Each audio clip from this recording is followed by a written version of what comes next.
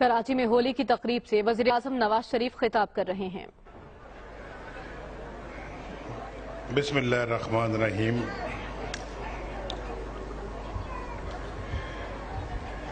جناب گورنر،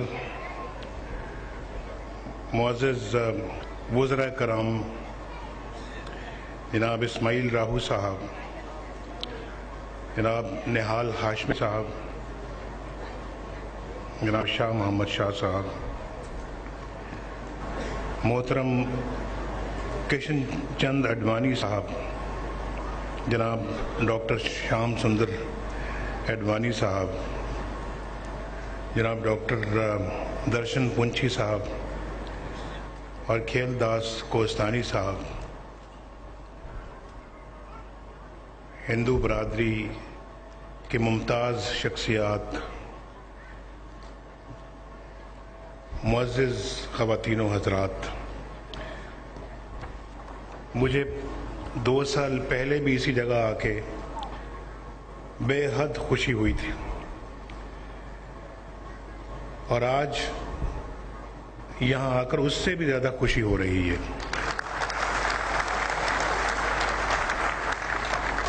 2 سال پہلے میں آپ کا ہو گیا تھا، آپ میرے ہو گئے تھے۔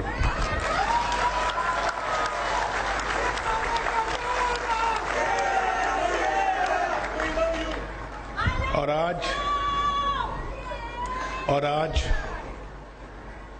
اس سے بھی زیادہ مضبوط رشتے میں ہم استوار ہو گئے ہیں۔ میرے لیے بڑی خوشی کی بات ہے یہ،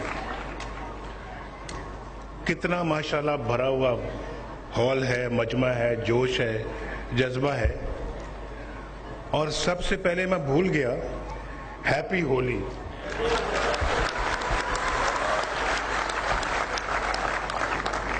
خوشی میں بندہ دیکھیں کیا کیا بھول جاتا ہے۔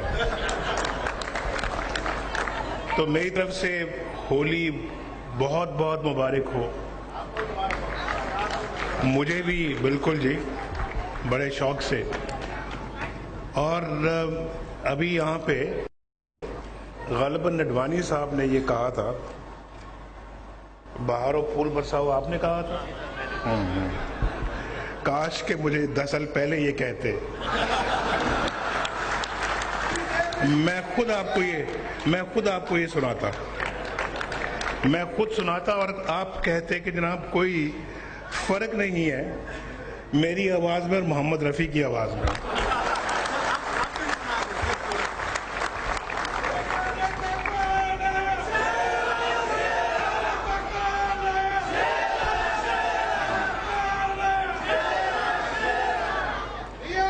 بہرحال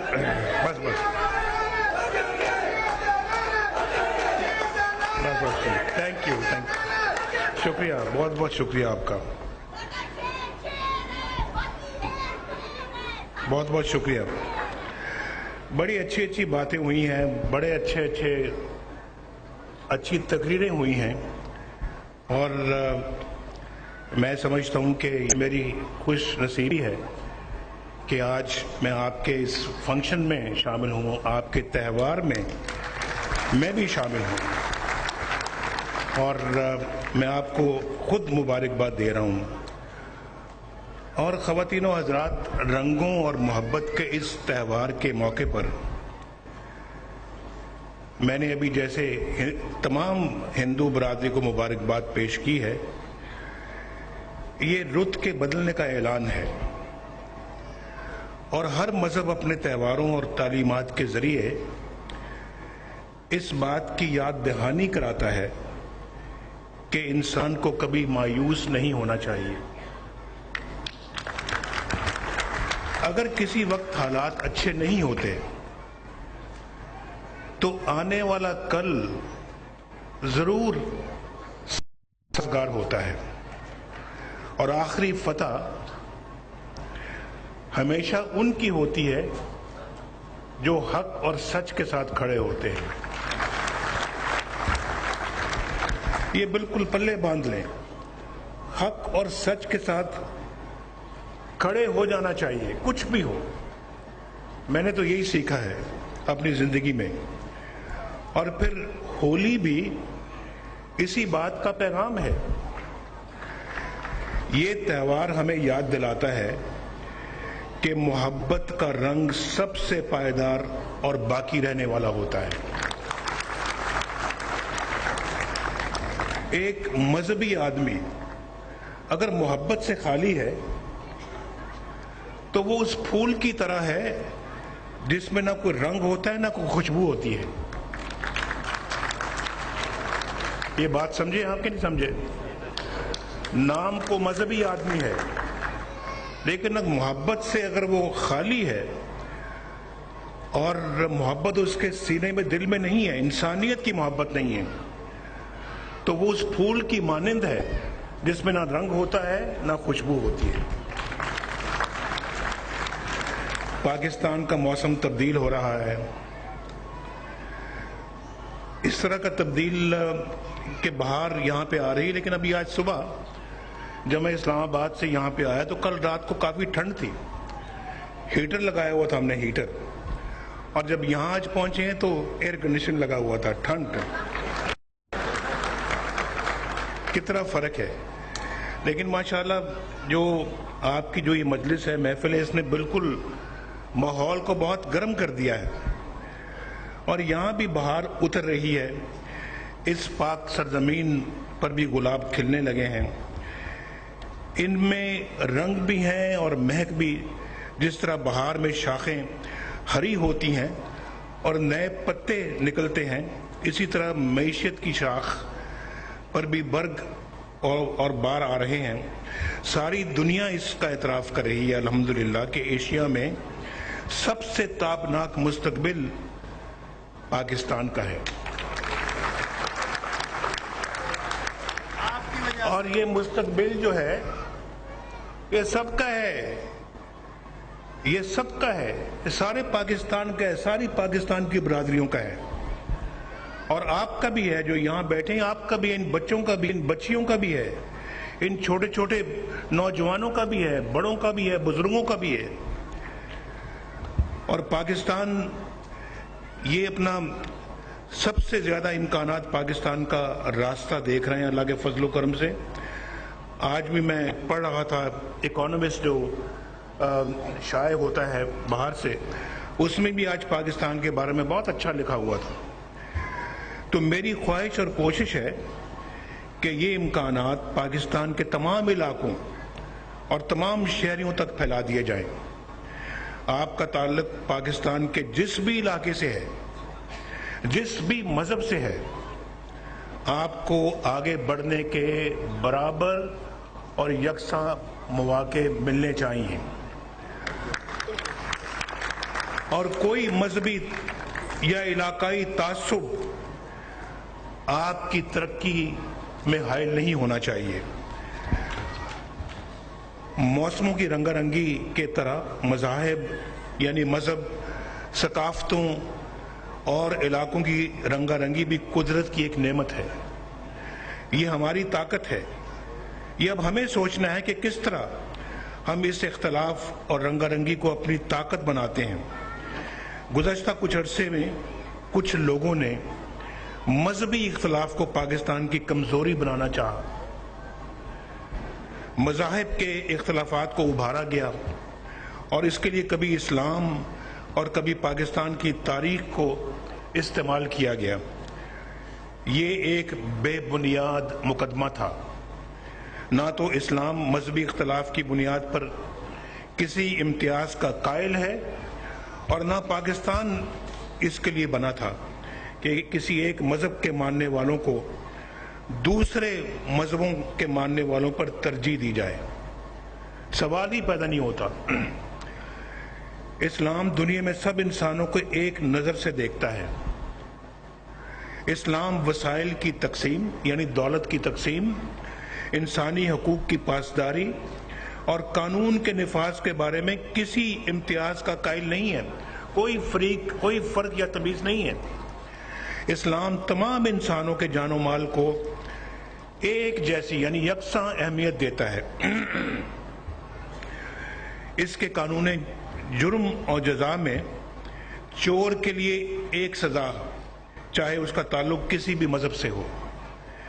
اس کی نظر میں مسلم اور غیر مسلم سب کے جان، مال اور عزت کی ایک جیسی اہمیت ہے۔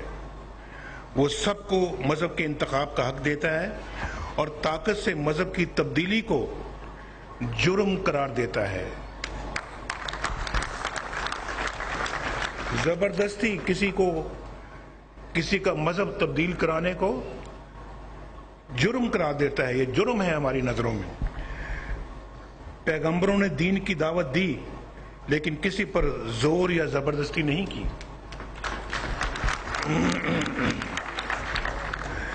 پاکستان کا آئین اسلام کے اسی تصور پر مبنی ہے۔ وہ سب شہریوں کو ایک جیسے حقوق دیتا ہے۔ اس آئین کی تشکیل میں دین کے جید علماء شامل تھے اور یہ پوری قوم کی متفقہ دستاویز ہے جو کانسٹیٹیوشن ہے۔ اس کے ساتھ پاکستان ایک قومی ریاست بھی ہے۔ قومی ریاست میں سب شہریوں کے حقوق برابر ہوتے ہیں اور جو لوگ مذہب کی بنیاد پر شہریوں کے حقوق میں فرق کرتے ہیں وہ مذہب کی درست تعبیر نہیں کرتے اور نہ ہی آئین پاکستان کی پاسداری یا پابندی کرتے ہیں۔ میری باتیں چھوٹے چھوٹے بچوں کو سمجھ آ رہی ہیں نہیں آ رہی ہیں؟ میں بڑی امپورٹنٹ باتیں کر رہا ہوں، بڑی امپورٹنٹ، اور میں چاہتا ہوں کہ سب سمجھیں۔ یہ سب کے لیے یہ باتیں کر رہا ہوں۔ بعض لوگ پاکستان کے قیام کو بھی مذہبی دشمنی کا نتیجہ قرار دیتے ہیں۔ یہ بھی تاریخ سے لا علمی کی نشانی ہے۔ اور پھر تصور پاکستان کی اساسی دستاویز علامہ اقبال کے خطبہ الہ آباد میں ہے۔ اس میں انہوں نے اپنا یہ نقطہ نظر بیان کیا کہ کسی مذہب کے خلاف برے جذبات رکھنا ایک پست ذہنیت کی دلیل ہے، یعنی گری ہوئی ذہنیت کی دلیل ہے۔ پاکستان کسی مذہب کی مخالفت کے لیے وجود میں نہیں آیا بلکہ یہ مذہبی تصادم کو روکنے کے لیے قائم ہوا تھا۔ جب بحیثیت قوم مسلمانوں کے حقوق پامال ہوئے تو پھر پاکستان ناگزیر ہو گیا۔ اور پھر علامہ اقبال کے خطبہ الہ آباد کی صدائے بازگشت ہمیں قائد اعظم کی 11 اگست کی تقریر میں بھی سنائی دیتی ہے، جب وہ یہ اعلان کرتے ہیں، قائد اعظم یہ اعلان کرتے ہیں کہ پاکستان میں مذہب کی بنیاد پر کسی کے ساتھ کوئی امتیاز روا نہیں رکھا جائے گا۔ لوگ اپنی اپنی عبادت گاہوں میں جانے کے لیے آزاد ہوں گے۔ جہاں کوئی جس کا مذہب ہے اپنی عبادت گاہ میں جائے اور آزادی کے ساتھ عبادت کرے۔ اس لیے آج اسلام کی تعلیم ہو یا پاکستان کے آئین کا مطالبہ، علامہ اقبال کے تصورات ہوں یا قائد اعظم کے خیالات، سب کا تقاضا ایک ایسی ریاست کا قیام ہے جس میں سب شہریوں کو برابر کے یکساں حقوق دیے جائیں اور ان کے مابین کوئی فرق یا کوئی تمیز نہ رکھی جائے۔ بطور قوم بھی ہماری خوشیاں اور دکھ سانجھے ہیں، ہمارے سکھ اور دکھ سانجھے ہیں۔ ایک قوم ہونے کا یہی مفہوم ہے کہ ہمارا سود و زیاں ایک ہو۔ تعمیر پاکستان کے سفر میں اب ہمیں اس نظری بحث سے آگے نکلنا ہے۔ ہمیں مل کر ایک ایسا معاشرہ تشکیل دینا ہے جس میں سب کو ترقی کے ایک جیسے موقع ملیں، سب کے لیے امن ہو، سب کی جان و مال محفوظ ہو، کسی کے سیاسی، معاشی اور سماجی حقوق پامال نہ ہو۔ ہمارا کام لوگوں کی جنت اور دوزخ کا فیصلہ کرنا نہیں ہے، سب کے لیے اس دنیا کو جنت بنانا ہے۔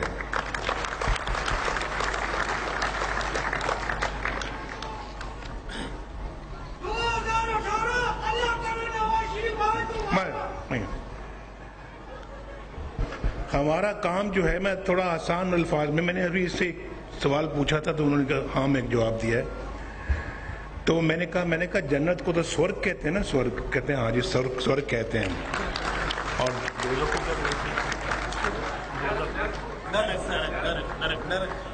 نرک، یعنی ہمارا کام لوگوں کی سورگ اور نرک کا فیصلہ کرنا نہیں ہے۔ हमने इसी दुनिया को स्वर्ग बनाना है। सही बात है या नहीं सही बात है? मेरी बात समझ में आ रही है नहीं आ रही है? आपको आ रही है नहीं आ रही है? मुझे लगता है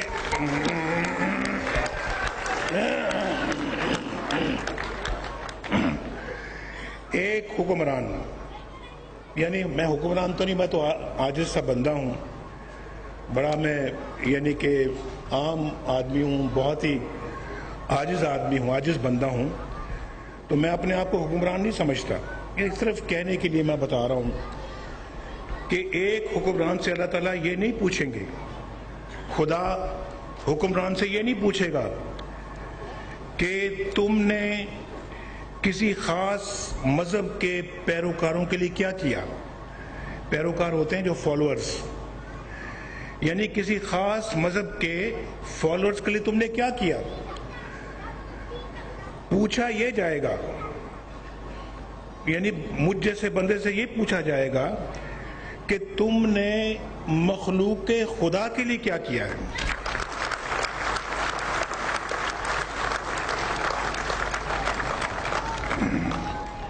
समझ आई है नहीं आई? यानी तुमने अपने अवाम के लिए क्या किया, मखलूक के लिए क्या किया।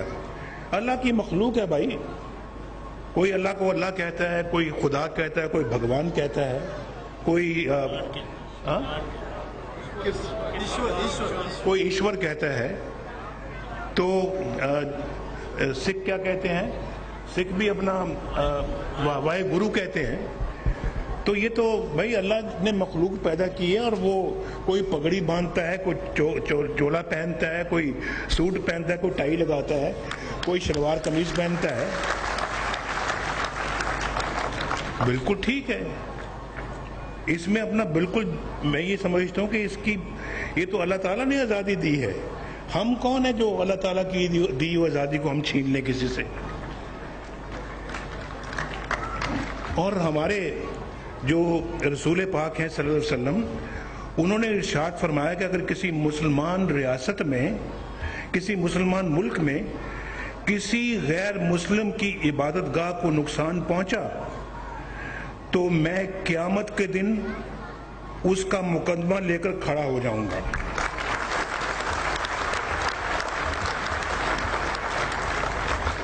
और हम भी उनके फॉलोअर्स हैं, मैं भी उनका फॉलोअर हूं।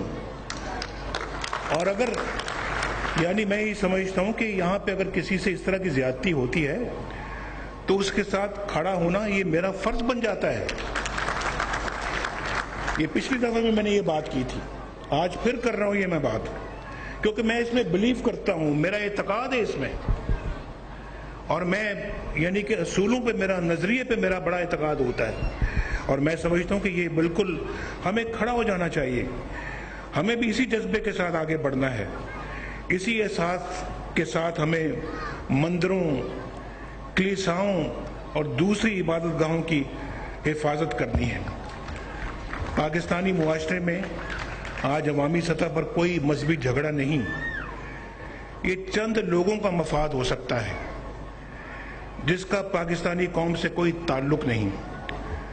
पाकिस्तान में अगर कोई झगड़ा है तो अमन और फसाद की कुव्वतों के दरमियान झगड़ा है, इस्तेकाम और बदअमनी के अलमबरदारों के दरमियान झगड़ा है, तरक्की के हामियों और तरक्की के मुखालिफिन के दरमियान झगड़ा है।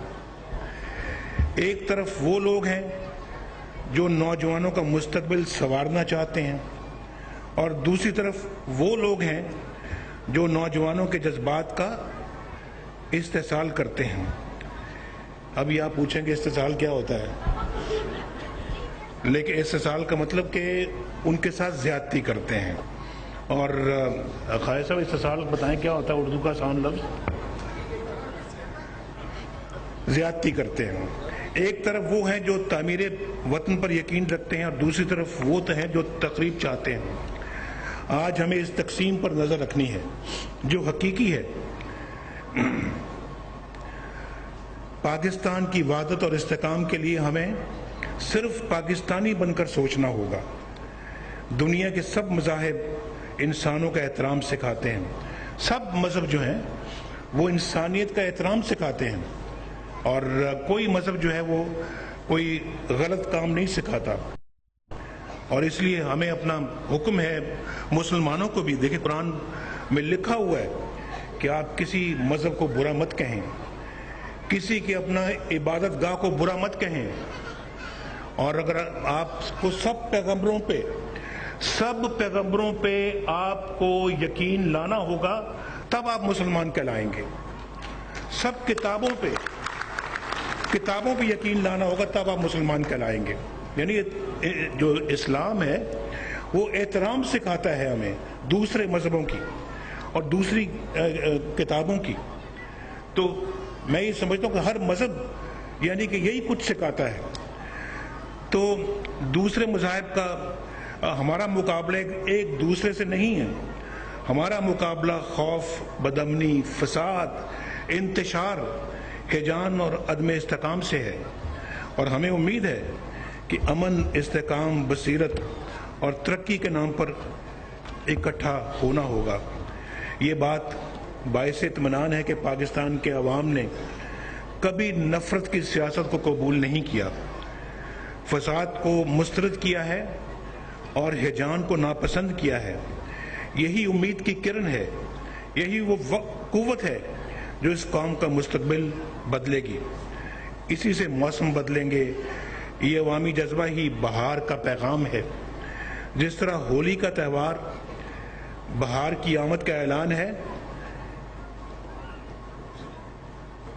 میں اسی طرح سے جو ہے وہ ان سب چیزوں کا بھی بہار کی آمد کا اعلان ہے. اور میں ابھی تھوڑی جو ابھی یہاں پہ گفتگو ہوئی ہے، میں بتانا چاہتا ہوں جو کراچی سے جن کا تعلق ہے، اور ممکن ہے یہاں پہ اندرون سندھ سے بھی کئی لوگ آئے ہوں، لیکن کراچی کے اندر ماشاءاللہ ہم نے دیکھے 2013 میں فیصلہ کیا کہ ہم نے کراچی کے اندر امن قائم کرنا ہے. آپ بتاؤ کہ کراچی میں اب امن قائم ہو گیا ہے یا نہیں ہوا ہے؟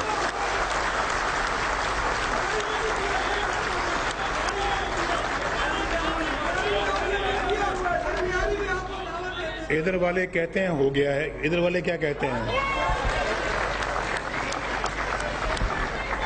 اور دیکھیں 2013 سے پہلے کی آپ ٹیلی ویژن کی سکرینوں کی تصویریں دیکھیں، اخباروں میں دیکھیں کیا لکھا ہوا ہے، اور تصویریں دیکھیں کس طرح سے کراچی کے حالات کتنے خراب تھے. اور پھر 2013 کو ہم نے سپٹمبر میں یہ آپریشن شروع کیا، اور آج اللہ کے فضل و کرم سے یعنی کہ گلیوں میں بھی امن ہے. اللہ تعالیٰ نظر بد سے بچائے. اور پھر گلیوں میں امن ہے، سڑکوں پہ امن ہے. اور پہلے تو یہ ہوتا تھا کہ کراچی میں اپنا بچے اسکول جاتے تھے تو مائیں دعائیں کرتی تھیں، پیچھے سے دعائیں کرتے تھے کہ ہمارے بچے خیر و عافیت سے واپس گھر آ جائیں. جو ہسبینڈ جو ہیں وہ جاتے تھے تو بیویاں دعائیں کرتی تھی کہ میرا شوہر خیر و عافیت سے گھر واپس آ جائے. اور رات سوتے ہوئے ڈرتے تھے.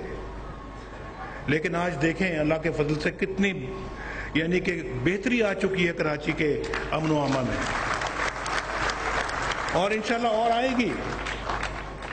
اغوا کیا جاتا تھا جو ہے نا وہ ہمارے ہندو بھائیوں کو، کاروباری لوگوں کو، اس میں کتنی کمی آ چکی ہے. کھیل داس آ چکی کہ نہیں آ چکی؟ سر آ گئی ہے. اور سر اب تھوڑا سا کھیل داس کو کہیں کہ اپنا وزن کم کرے. میں اس کے انٹرسٹ میں یہ بات کر رہا ہوں کیونکہ مجھے اس سے پیار ہے، بڑی ہمدردی ہے، اور میں چاہتا ہوں کہ یہ صحت مند ہو. ابھی جب یہ تقریر کر رہا تھا تو اس کو سانس چڑھ رہا تھا، سانس.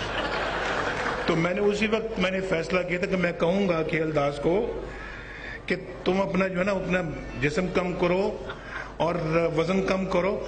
کوستانی کہلاتے ہو لیکن کوستانی لگتے نہیں ہو. لوگ کہتے ہیں اگر آپ وزن کم کریں گے تو میاں صاحب آپ کو محبت ہی اسی لیے کرتے ہیں، آپ موٹے ہیں اس لیے پہچان ہوا. تو میں یہ سمجھتا ہوں کہ یہ اپنا کاروباری لوگوں کو اغوا کیا جاتا تھا، اور ہم اپنا ایک اگر کوئی ویسا وقت آئے گا تو ایسا سخت قانون اور بھی بنائیں گے جس سے کبھی کوئی اس طرح کا واقعہ ہوتا ہے تو مجرم کو بالکل کٹہرے پہ سزا ملنی چاہیے.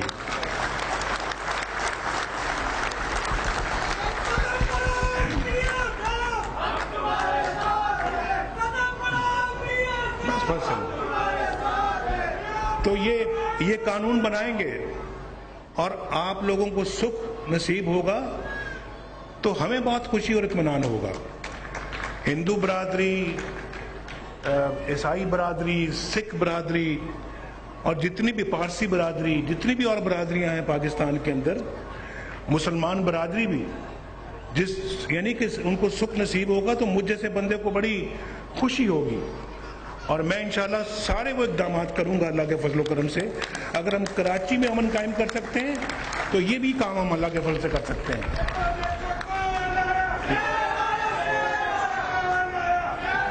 کافی دیر سے لوگ دیکھ رہے ہیں، کوئی بات نہیں.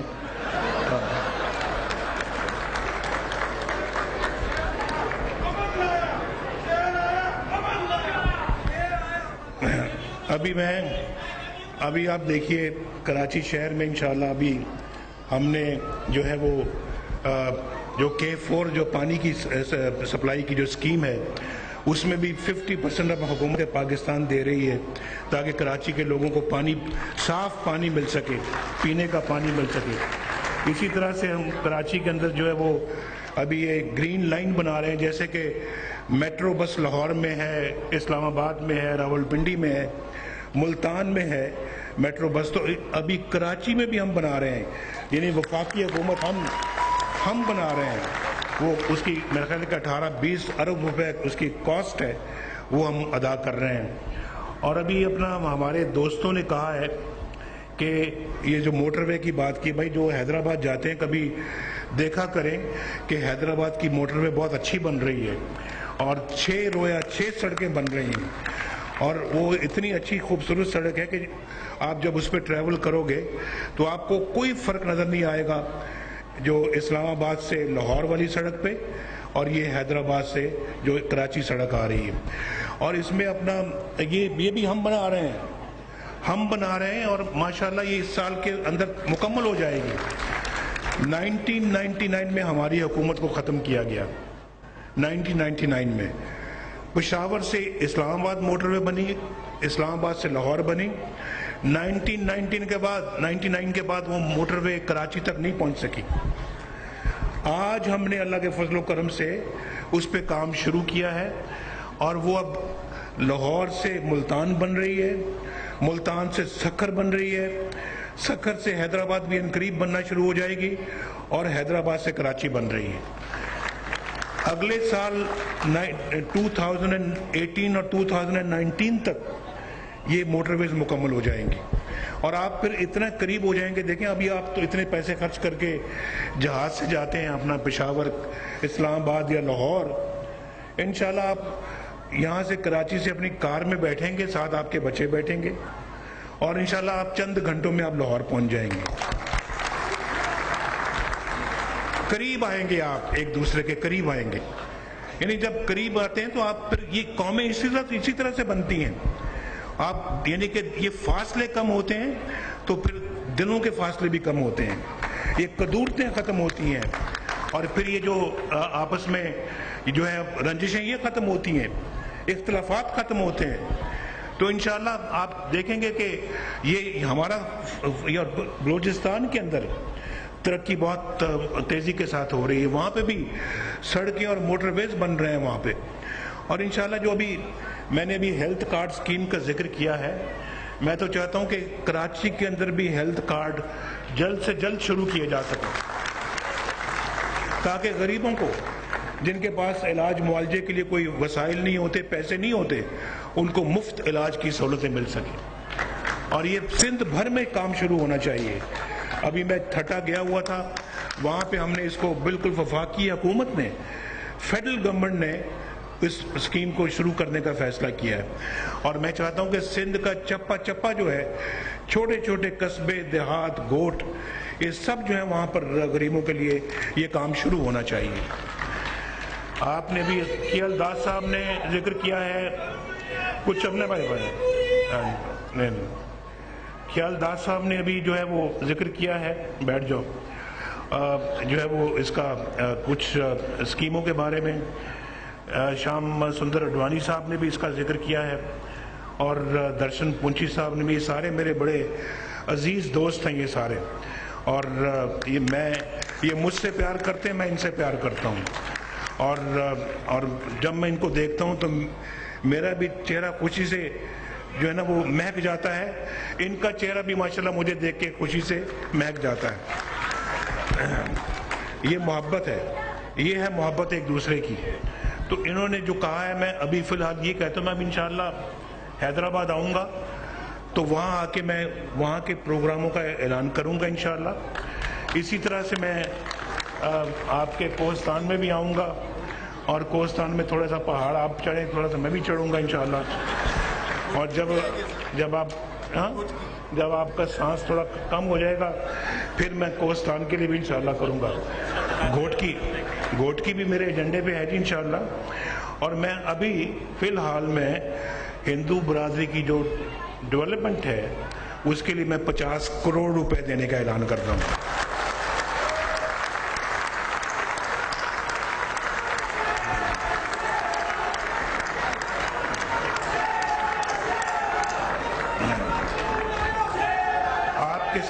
آپ کے ساتھ بیٹھوں گا اور بیٹھ کے انشاءاللہ اس کا میں فیصلہ کروں گا کہ یہ کہاں پیسے خرچ ہونے ہیں. آپ تینوں انشاءاللہ اس میں شامل ہوں گے. اور پھر صرف یہ 50 کروڑ تو بھی آغاز ہے بھائی، آغاز. اتنے شروعات ہیں، پتہ نہیں کہاں تک جائے گا انشاءاللہ، یہ تو بہت آگے جائے گا. اور بہت بہت آپ کا شکریہ، آپ کی محبت کا بہت بہت شکریہ. میں بہت خوش ہوں آپ سے آج پھر مل کے. اور کبھی یار سب کو آپ لے کے آؤ، اسلام آباد بھی لے کے آؤ، ان کو وزیر اعظم ہاؤس دکھائیں، ان کو پرائم منسٹر ہاؤس دکھائیں، ان کو اسلام آباد کی سیر کرائیں. بولو میں جب بلاؤں گا تو آؤ گے یا نہیں آؤ گے؟ بہت بہت شکریہ. پاکستان پائندہ باد.